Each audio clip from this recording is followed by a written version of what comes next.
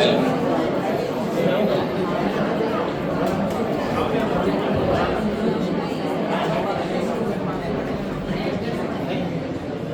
हक शम्मे इलाही को बुझा सकता है कौन? नूरे हक शम्मे इलाही को बुझा सकता है कौन? जिसका हामी हो खुदा उसे मिटा सकता है कौन? उसे मिटा सकता है।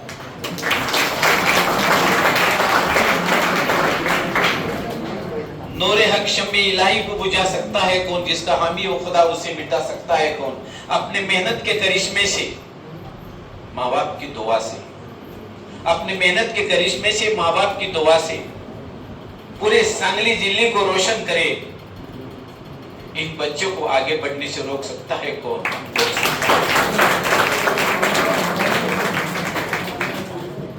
उपस्थित सर्व विद्यार्थी विद्यार्थिनी आणि त्यांचे पालक आणि बारसकर अकॅडमीचं टीचिंग नॉन टीचिंग सर्व स्टाफ मित्र हो, मगापासून मी इथं बसलेलो आहे आणि पालकांचं मनोगत मी ऐकत होतो. तर मला एक गोष्ट खटकली म्हणलं तरी चालेल.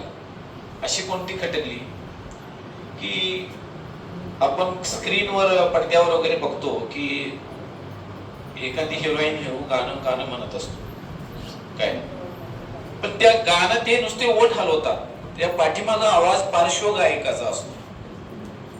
कळलं बघा त्या मॅडमला मला काय म्हणायचं. आदर सर मदर सरचं कौतुक, त्याचा बाप तिथं बसलाय, त्याचं नाव सुद्धा घेतलं नाही. एकाने कोणतं घेतलं तर ठीक आहे, तसं होतच असतं. पण I am proud of my sons, माझ्या मुलांना मला अभिमान आहे. तर आता पुढच्या वाटचालीसाठी एवढ्या यशानं यश मिळालं त्याबद्दल सर्वांचं मनपूर्वक अभिनंदन. आणि यशाचा जो स्पीड आहे, 10वीची परीक्षा ही 12वीची रिहर्सल झाली आहे. सध्या रिहर्सल आहे, 12वीला आता फेस करायचं तुम्हाला. तर यशानं हुरळून जाऊ नका. 4च गोष्टी सांगतो मी तुम्हाला. पुढच्या आयुष्यात तुम्ही डॉक्टर व्हाल, इंजिनियर व्हाल, वकील व्हाल, प्रोफेसर व्हाल, कोण MSc, कोण MCom, कोण MS, कोण MBBS, कोण MTech एटसेट्रा एटसेट्रा एटसेट्रा. पण सर्वप्रथम हे आपल्याला होता येईल, सर्वप्रथम एक डिग्री मिळवा असं माझा आग्रह आहे. ती डिग्री म्हणजे MM. ही कुठली डिग्री आहे? मास्टर ऑफ माणुसकी.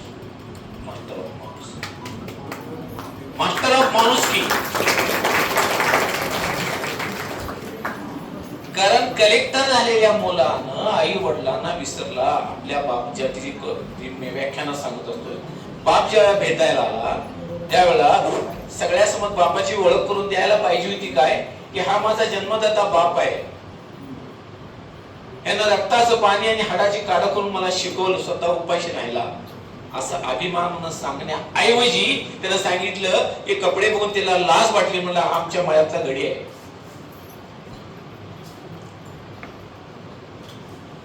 एक गाणं होतो, जो गुजर रही है मुझ पर उसे कैसे मैं बताऊं, वो खुशी मिले है मुझको मैं खुशी से मत बताऊं.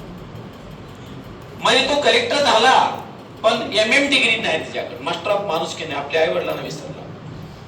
इस बात को जिंदगी भर भूलना नहीं. अगर जिंदगी में कामयाब होना चाहते हो तो वो बात क्या है? माँ के पैरों तले जन्नत है और बाप उसका दरवाजा है.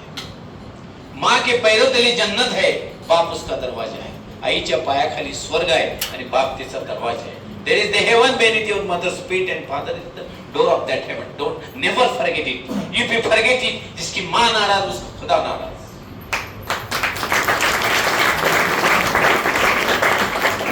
ज्या आई वडिलांनी तुमच्या या ठिकाणी कौतुकाचा सोहळा केला, कौतुक बघितलं, त्यांचं ऊर आनंदानं भरून आलेलं आहे, ते तसंच राहून दे.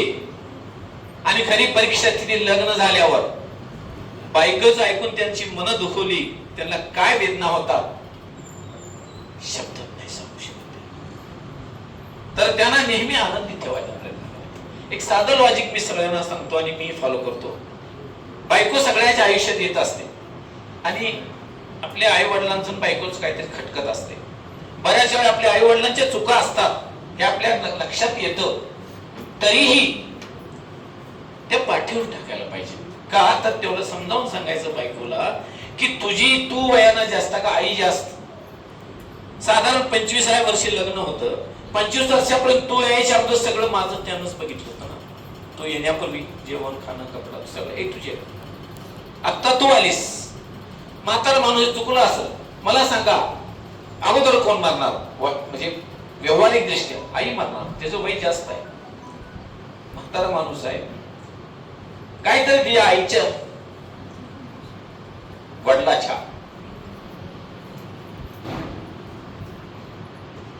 चुका दाखवून त्यांच्या हृदयावर घाव करू नका. खरं मास्टर माणूस मुद्दाम सांगतो या वेळेला. का तर याचीच गरज आहे. बऱ्याच वेळा पेपर माझा वेळ कमी आहे, माझ्या मोबाईल मध्ये त्या कात्रनं काढून ठेवलेत मी. मुलाने आईचा गळा दाबून खून केला. आता ह्या ठिकाणी आया बसल्या आहेत, वडील आहेत, आणि इतकं कौतुक झालंय त्यांचा ऊर आनंदानं भरून आले. आणि हाच मुलगा जर त्यांच्या मरणाला कारण मारायला उठला तर काय वाटेल त्यांना?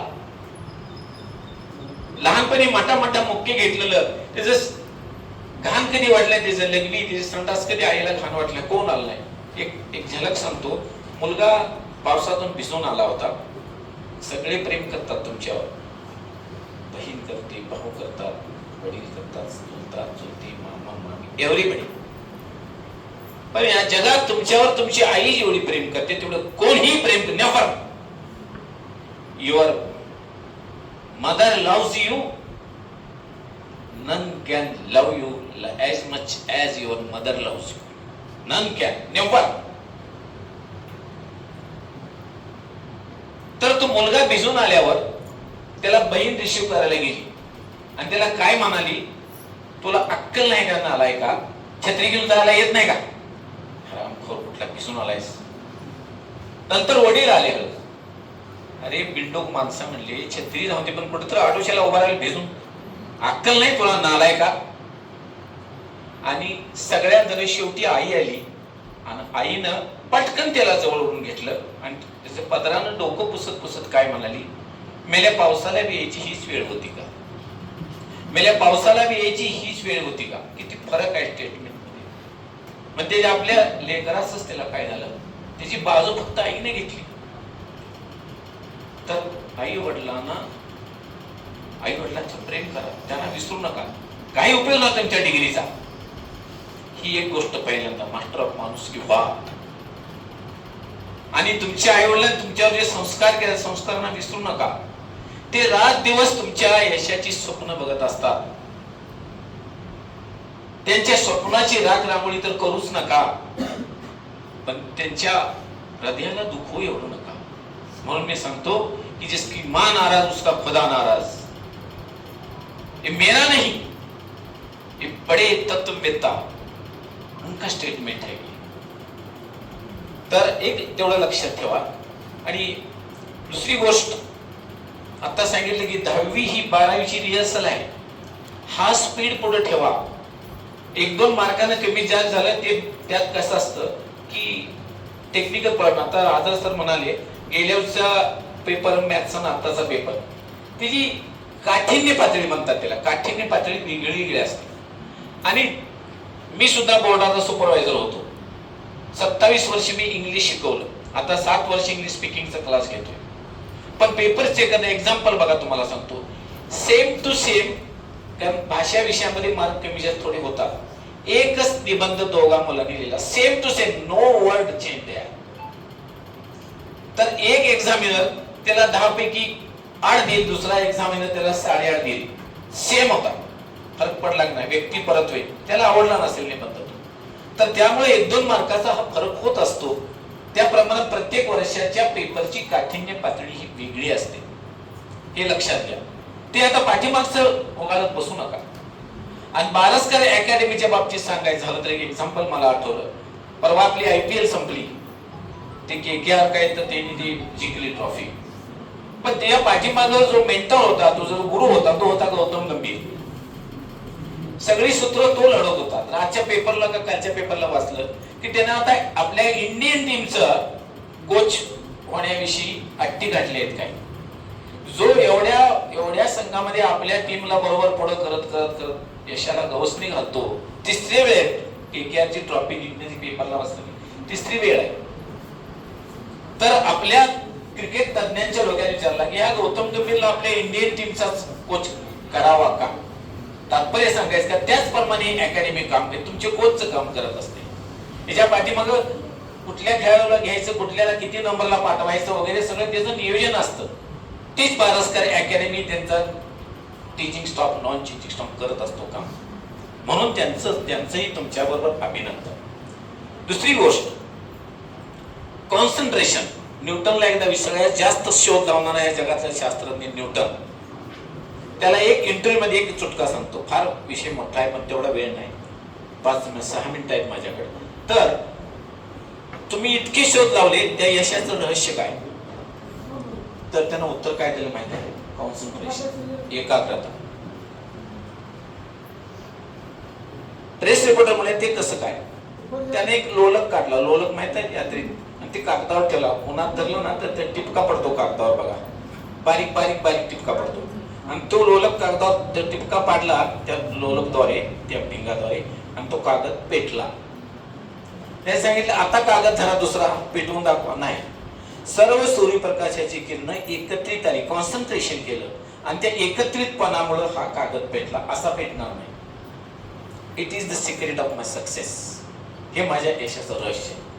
मग कॉन्सन्ट्रेशन ब्रेक होऊ देऊ नका. आता 11वीत मुलं बोर्डाचा पेपर नसल्यामुळे थोडी लूज वागतात, पण मी म्हणतो की 11वीत तुम्ही आहात तर 12वीचा अभ्यास 11वी सुरू करा. Hard working is the master key of success. Hard working is the master key of success. कठोर परिश्रम ही यशाची गुरु किल्ली आहे. कठोर परिश्रमाशिवाय यश मिळत नाही.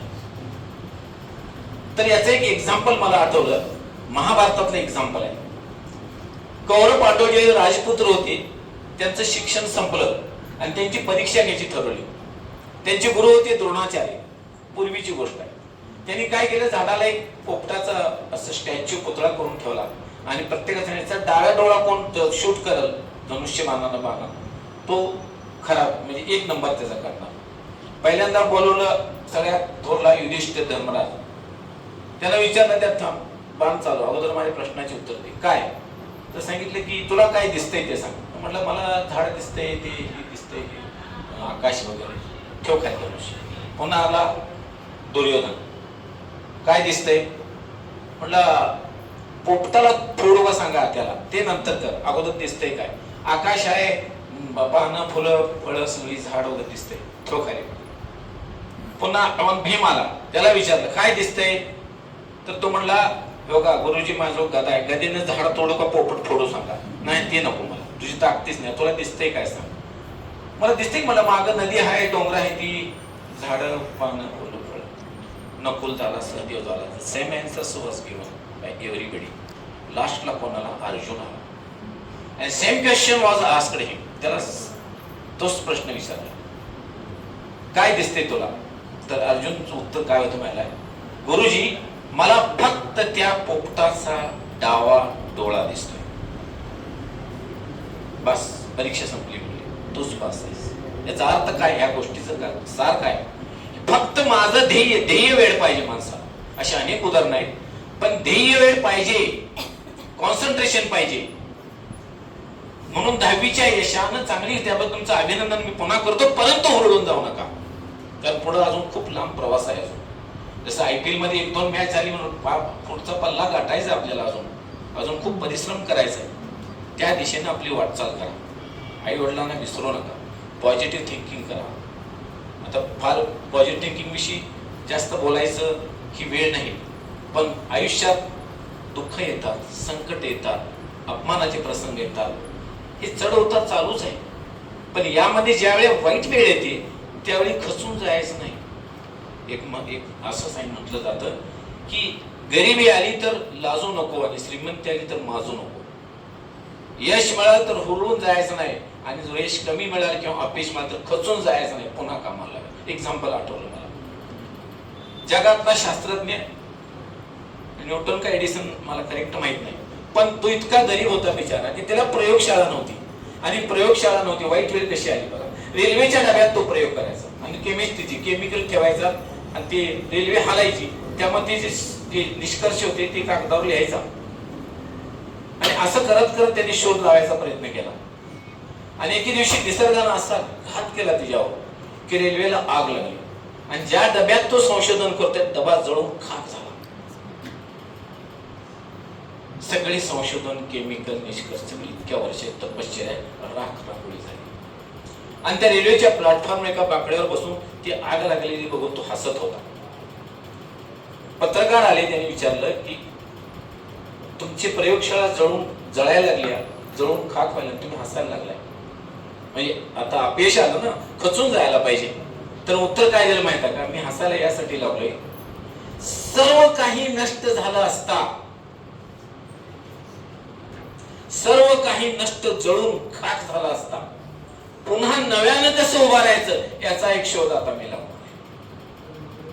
आता नव्यानं स्टार्ट, फिर से सुरुवात. खचून गेला का? It's called positive thinking. याला म्हणायचं सकारात्मक विचार. त्याला संपलं ते झालं, ते बॅट लागलं, चला पुढं आगे चलो. झालं गेलं गंगेला मिळालं, पाठीमाग 10वीला मार्क कमी पडले, आता 12वीला प्रयोग करूया, 11वीला करूया, पुढे जाऊया.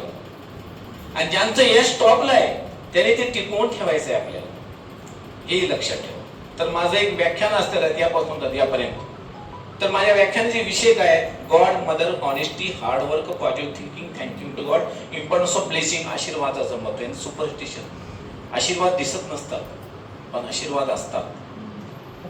देव आहे का नाही? यश गुरुजीने एकदा प्रश्न विचारला मुलांना, देव आहे का? तर मुलं म्हणली आहे. तर गुरुजी म्हणले देव नाही. यासाठी नाही की दिसतोय का देव?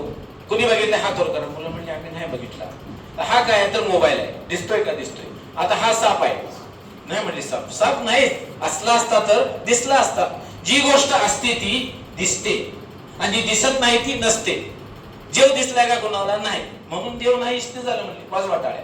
जबरदस्तीने मुलांना टाळ्या वाजवायला. आता पृथ्वी एक आता फार मोठी कहाणी आहे. एक छोटासा प्लॅनेट, एक छोटासा ग्रह या ब्रह्मांडातला. असे याच्यापेक्षा लाखो पटीनं तारे आहेत मोठे. अशा करोडो तारे आणि ग्रह एका आकाशगंगेत तरंगतात आणि अशा अब्जावधी आकाशगंगा ब्रह्मांडात तरंगतात. अब्जावधी.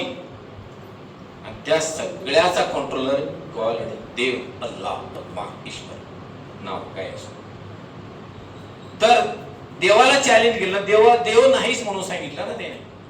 तर देवाने एका लहान मुलाला आयडिया दिली आणि तो मुलगा असा असा उठून उभा राहिला. तो म्हणला, गुरुजी माझी एक शंका आहे. विचार म्हणले. गुरुजीला अभिमान चढला, मी देव नाही सिद्ध केले. तर म्हणला, गुरुजी तुम्हाला बुद्धी आहे का? गुरुजी म्हणा बुद्धी फुल आहे मला. तर दाखवा बुद्धी म्हणला. दाखवा म्हणल्यावर गुरुजी शांत बसले. तो मुलगा पुन्हा म्हणाला, गुरुजी बुद्धी आहे ना तर दाखवा की. गुरुजी म्हणले, बाळ बुद्धी दाखवता येत नाही. मग आता तुम्हीच म्हणला होता जे दाखवता येत नाही, दिसत नाही ते नसतंय. तुमची बुद्धी तुम्हाला यासाठी दाखवता येत नाही की तुमच्यावर बुद्धी नाही. तुम्हीच म्हणला होता. आता मग तुमच्यावर बुद्धी आहे का नाही? असली तर दाखवा, नसेल तर नाही म्हणून सांगा. गुरुजी क्लीन बोल्ड झाले. ते शांत बसले आणि थोड्या वेळानं मुलं उभा राहिली सगळी. देव आहे, देव आहे. आणि त्या मुलाने शेवटचा षटकार काय वडला? चला र पोरांनो म्हणला, बिनबुद्धीच्या गुरुजी समोर बसून काय करायचं? चला र पोरांनो बाहेर, बिनबुद्धीच्या गुरुजी समोर बसून काय करायचं? आणि one by one all left the class. सगळे निघून गेले, गुरुजी एकटेच बसले. कळलं का देव आहे का नाही? तसं आशीर्वाद तसंच आहे, दिसत नाही. मला सगळा मोबाईलची रेंज दिसते का? आपण म्हणतो तरी नाही दिसते कुठं. म्हणजे ही कसोटी नाही की एखाद्या गोष्टीची असणं म्हणजे ते दिसणं, ही कसोटी नाही. It is wrong. तर मित्र हो, जसं आई वडिलांचा आशीर्वाद, गुरुजनांचा आशीर्वाद हा असतो, हा दिसत नाही. आपण म्हणतो किसी की दुआ मेरे काम आई. अब जब दवा काम नहीं करती तो दुआ काम करती है. तो दुआ कभी दिखती है क्या? नहीं दिखती ना, मगर दुआ काम करती है. दुआ एक अजीब बात है, वो दिखती नहीं मगर है. उसकी पावर दवा से हर चीज से ज्यादा है. म्हणून आशीर्वादाचा महत्व त्या ठिकाणी मी सांगत असतो. लास्ट एक गोष्ट सांगायची तुम्हाला की मुलं 10वी पासून 11वीत गेली आहेत. मला सांगा 10वीचे पेपर कोणी तपासले? बोर्डात तुमच्या शिक्षकांनी तपासले का? आदर्श समाजाने तपासले, मॅडमने तपासले का नाही? बोर्डात. 11वीचे पेपर कोण तपासणार? शिक्षक तपासणार, सगळे पास. मग 12वीला का सगळा बोगस बोगस रिझल्ट बघा. 11वी रिझल्ट आता स्वतःला 100% आणि 30 मुलं जाऊन 12वीला नापास होतात. म्हणजे तुम्ही रिझल्ट बोगस लावला का नाही? म्हणजे 11वीचं मी नाव दिले रेस्ट इयर, RY, विश्रांतीचं वर्ष असते. पण जी हुशार मुलं असतात ती 11वीतच 12वीची तयारी करतात आणि असल्या रेस्ट इयरचा या वर्षाचा फायदा घ्यायला पाहिजे आपल्याला. म्हणून मी 11वीच्या मुलांना आवर्जून सांगतो की इंग्लिश कच्चं असतं काय. आता त्या इतक्या मुलाने इंग्लिश मध्ये एकाच मुलीनं भाषण दिलं. कोण कोण हात वर कर बघू तर आता. हा एकाच मुलीने, मला फार बरं वाटलं.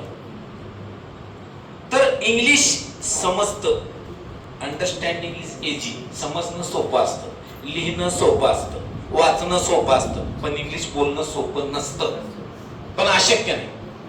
It is not difficult, sorry it is difficult but not impossible. तर इंग्लिश स्पीकिंगला मुलं घाला. आत्ताच 11वीतच ते योग्य आहे, पुन्हा 12वीला नाही. 12वीच्या अगोदर 12वीचं टेन्शन त्यात इंग्लिश फक्त आठवड्यातून 5 दिवस कोर्स असतो, रोज 1 तास, 7:30 ते 8:30. तुमच्या मुलाला इंग्लिश बोलायला यावं असं तुम्हाला वाटत असेल तर वाटतंय, पण मुलगा तयार नसतो. म्हणून पालक लोकांना सांगतोय, त्यांना नको वाटतंय, त्यांना बागडायचं आहे, एन्जॉय करायचं आहे. हे आता एन्जॉय करायचे दिवस नाहीत, विद्यार्थी आहात तुम्ही आता.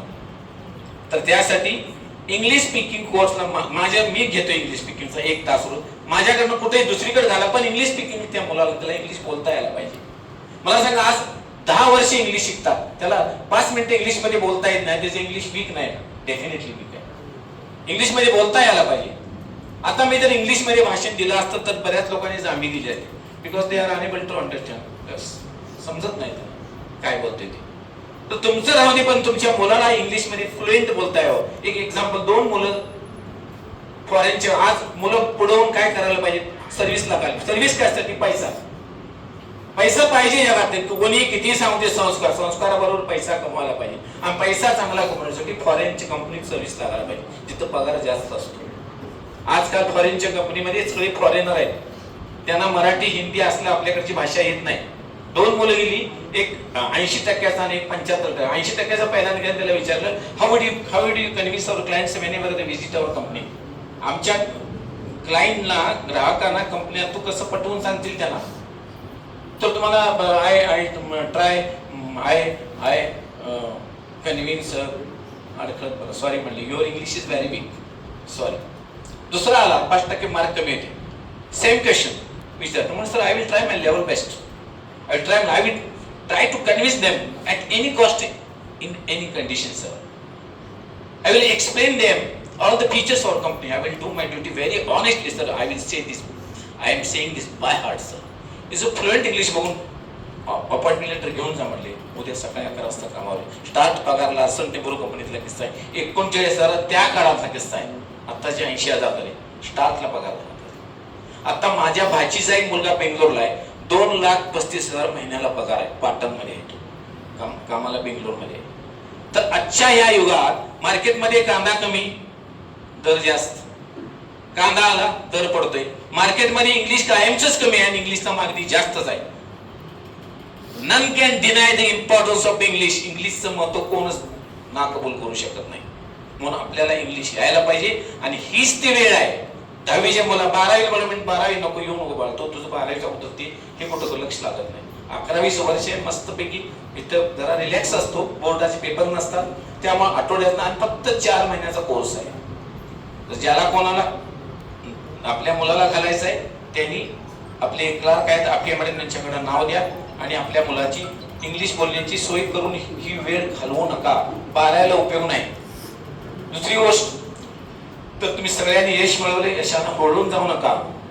आणि शेवटी जगण्याचं सार 1 मिनिटात सांगतो. या जगण्याचं सार कसं आहे बघा. आपलं कोणीतरी ऐकतं हे बोलण्यासाठी खूप असतं. आपलं कोणीतरी ऐकतं हे बोलण्यासाठी खूप असतं. आपलं कोणीतरी वाचतं हे लिहिण्यासाठी खूप असतं. आपली कोणीतरी वाट बघतंय, आपली कोणीतरी वाट बघतंय हे चालण्यासाठी खूप असतं. आणि आपली कुणीतरी आठवण ठेवते, आपली कुणीतरी आठवण ठेवते हे जगण्यासाठी खूप असतं, जगण्यासाठी खूप असतं. जय जय.